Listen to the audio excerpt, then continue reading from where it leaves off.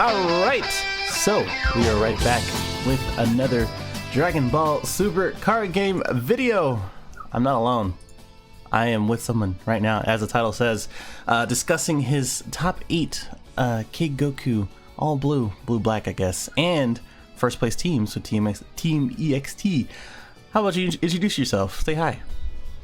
Hi guys, I'm Nathan Hills. I'm part of Team EXT, which is Europe's first officially sponsored team. We just had the UK Games Expo weekend, just gone now. I ran Kid Goku. I top 8'd the singles event. I went undefeated in Swiss, beat my top 16, lost in the top 8. And then we had the teams the next day, which my team won. It was a Team EXT finals. We dominated the top 8, and it was a final face-off, and my team won. Okay, cool. Yeah, very, very good as far as all of the stuff that came with it. Like undefeated in Swiss is just crazy, and just getting top 8. Yeah, that's just wild. And as we take a look at the deck, a lot of stuff going on. I think is similar to like other blue Goku decks, but also not. And I also think it's probably geared towards the mirror now that I look at it a little bit closer.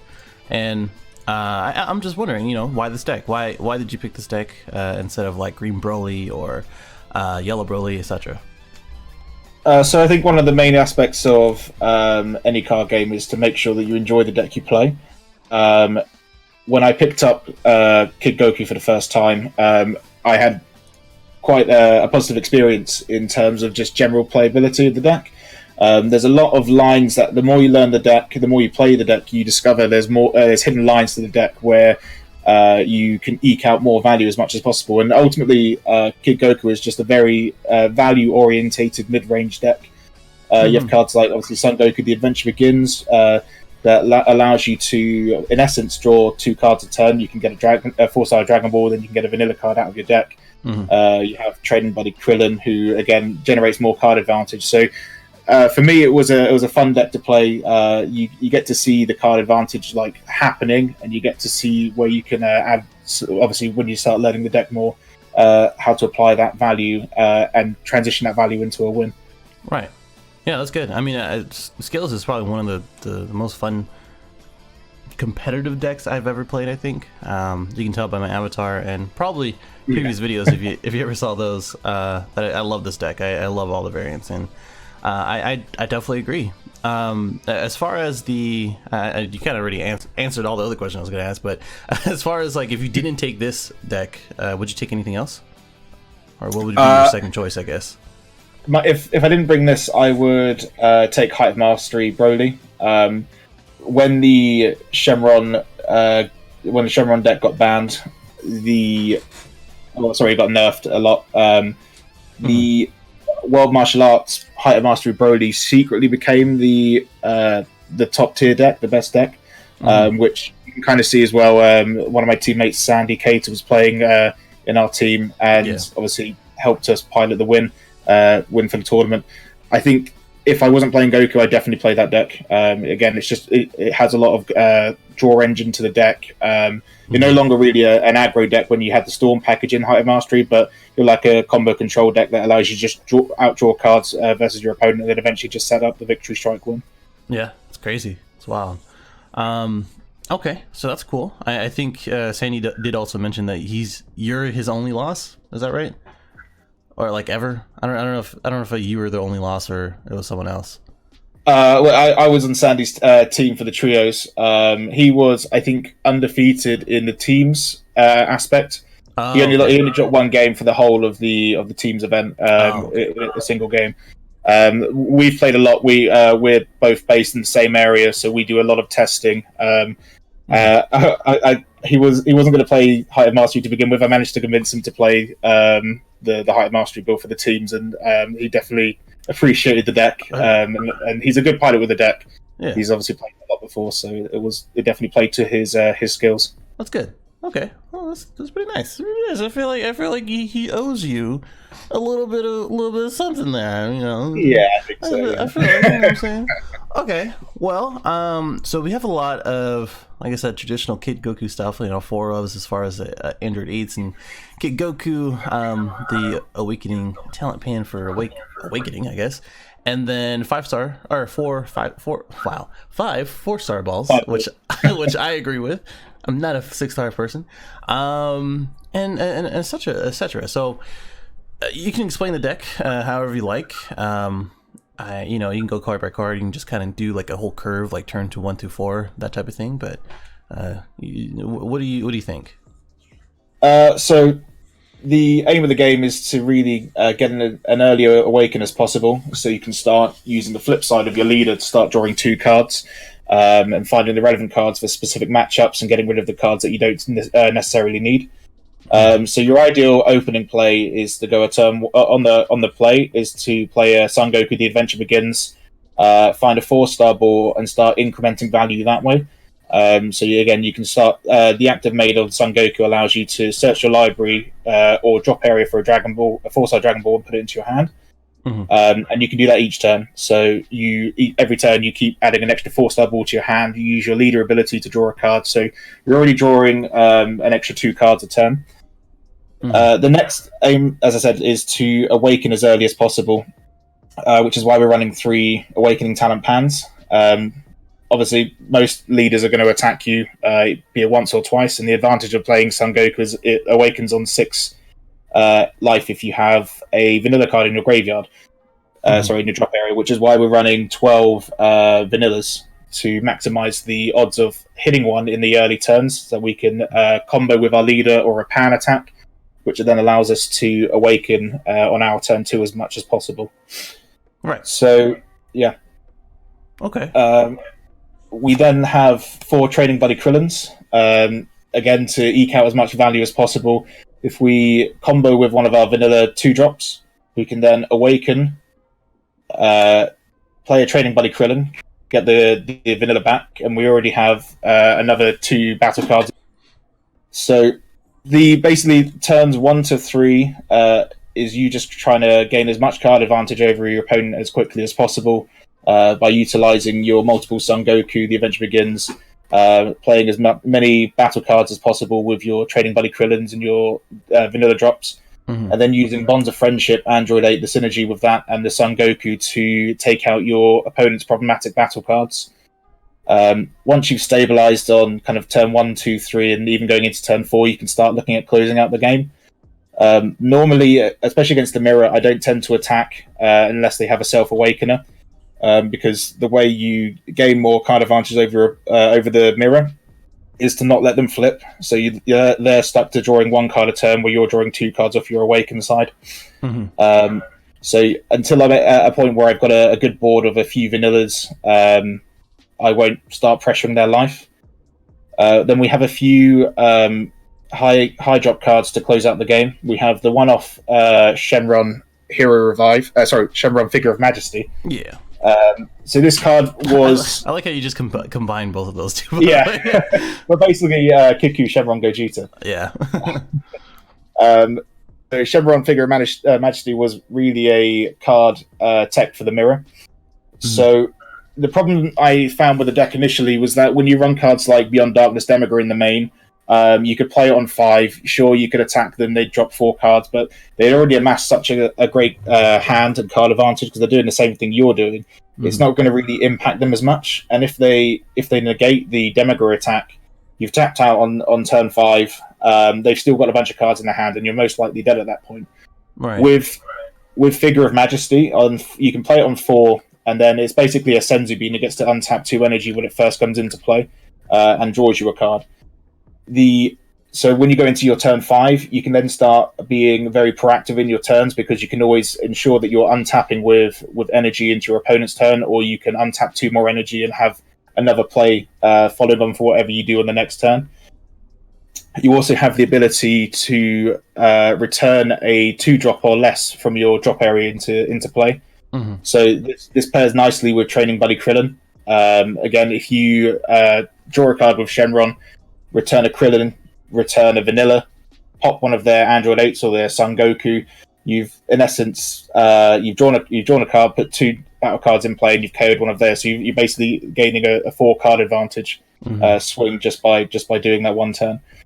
So it was definitely with the mirror in mind. It's still good versus a lot of matchups where, for instance, if you're playing against pan decks or red-based decks, Janemba again, it's just a very good card at eking out as much value as possible. Okay. We then played 2 Marseillan, the Mysterious Warrior main deck. Again, this is a consideration for the mirror. It's obviously not the worst card in other matchups. You're able to apply a lot of pressure with a 1 cost 20k battle card with double strike when you overround with it. But for the mirror, if you're taking out 2 of their 2-drops and one of their Son Goku, the Adventure Begins, or an Android 8, you're getting a 3-for-1 in essence in terms of value, and you can apply a lot of pressure with the double strike on the ability of the card. For that reason, we played the 4 super combo Master Roshis instead of the Trunks, because we're playing more overwhelmed cards main deck. So we decided to switch to those. So did it ever come up as an issue as far as like utilizing your overwhelm versus your sparking? Because I know Shenron and as well as Hero Revive requires a sparking, but I guess since they're one-ofs, are not too important or not too frequent, I suppose. Yeah, I think there's a lot of instances where if you're planning to lead with if you're planning to play your Marseillan in the same turn, you can play your Shenron first, draw a card, untap 2 energy, then you play the Marseillan after that. So the only, obviously there is anti-synergy with the Hero Revive needing 10 cards in your drop area. But the deck draws so many cards that fundamentally there's not many instances where that becomes an issue, because you can just combo your excess cards in your battle area if you've got multiple Android 8s. So it can be an issue, but I personally didn't see that issue in all of our testing and playing in the event. If you sequence the cards in a correct manner, it shouldn't matter, because Marseillan is generally a turn 3 play. Obviously, your Gogeta is a turn 5 play. So most of the time there wasn't an issue. Okay, that's good. So I think I have a few questions. So the Demigra in the side, right? And we can go through the side, and also as a quick reminder and as well as heads up. So you went top 8, undefeated Swiss, top 8 as far as singles, and then undefeated in teams, basically, or at least first place in teams, right? Yeah, undefeated Swiss in singles and placed top 8. Then teams, unfortunately, I wasn't undefeated, but our team won the teams event. Well, you are undefeated in my heart. Don't worry. And then the only differences between this deck and as well as your team's deck is the Cronoa being taken out, and then what else? So the only thing that would change was we dropped the 2 Cronoas from the sideboard. I put in an additional Mafuba and an additional Wizard's Coercion in the side. Yeah. Okay, gotcha. Okay, cool. So cool. Now, in which matchups would you put in Demigra over anything else in here? So Demigra, again, most decks run Demigra main. As I explained earlier, I don't think it's a great card to main, just because of the fact that in the mirror it's very it succumbs to a lot of counterplays, and also the Son Goku is able to body it when you combo with an Android 8 in play.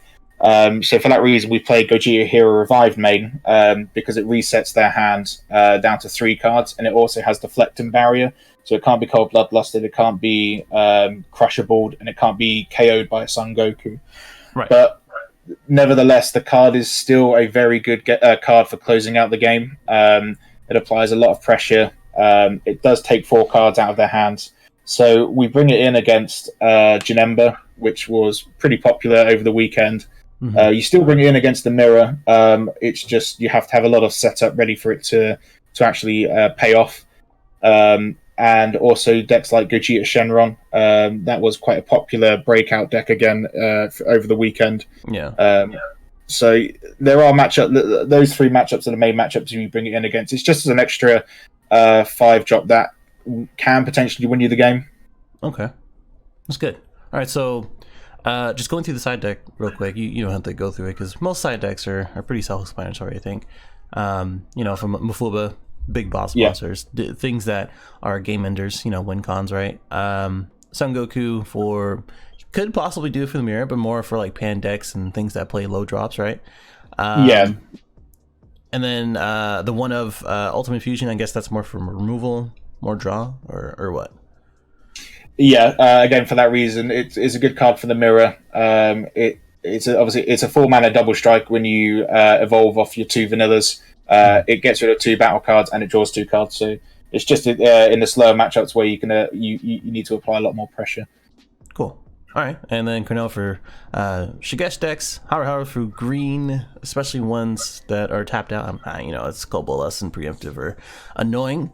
Yeah. And then TN for the blue decks, Bardock for green, and we kind of went through to Migra. So, would you change anything after this weekend or after the event? To be honest, I actually really like the current setup for singles. This list is pretty much where I'm happy with in the deck. I think the Ultimate Fusion Gogeta could be considered to be removed from the deck, and Mafuba as well. I'd consider playing a Kami and an extra late game card that can help win the game, maybe a second hero revive for the mirror. Yeah.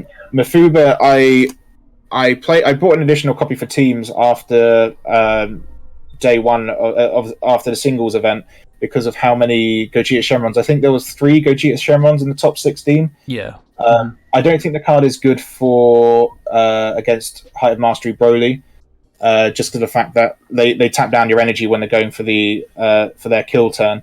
So, and you don't really want to keep your Son Goku awakened to use it reactively because you basically want to kill them before they're able to get to that point where they're killing you on their turn 4. So, I think it's specifically for the big boss decks where they're not tapping your energy. So again, like Gogeta Shenron. So I could see if you're not expecting many of those decks to come into place, then I could see not playing the Mafuba. Yeah. So we have a couple options as far as I've seen a couple options as far as like tech choices being like Godstrike Bears and as well as I hate to say it because I don't want more people to play it, but Zarbon. Have you considered those? We've had a lengthy discussion in my team. We had Jason from my team who won the singles event. Again, he was undefeated with Blue Black Goku, a slightly different build, but he was playing Zarbon sideboard, and a couple of teams players who were playing the Goku deck again were playing Zarbon sideboard. Personally, I don't like it. I think the strength of Zarbon is the fact that people aren't aware of Zarbon and don't respect it.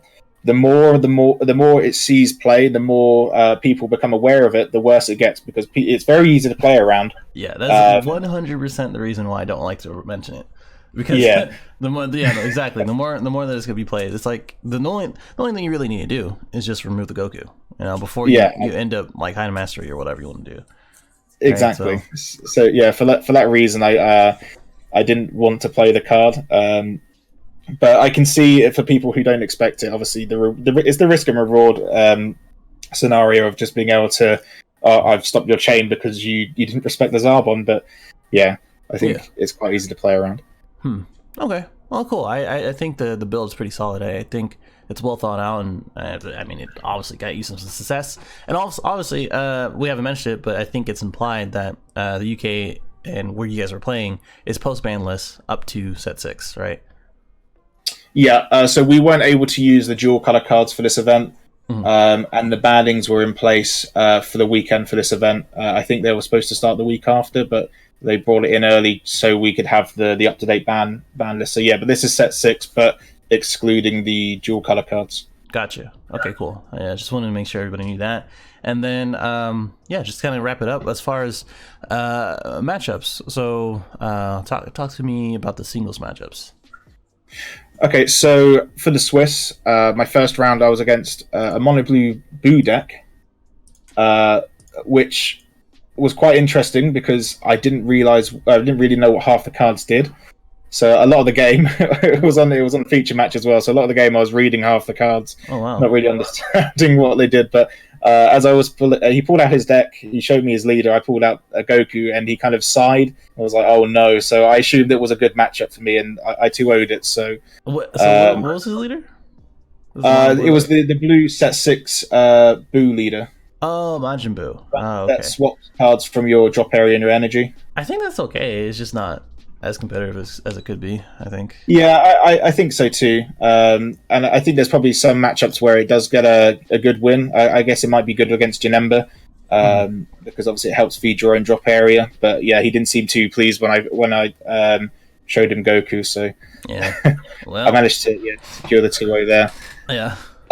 My round 2 was against Yellow-Black Kidku. I 2-0'd that. Again, their variants are playing...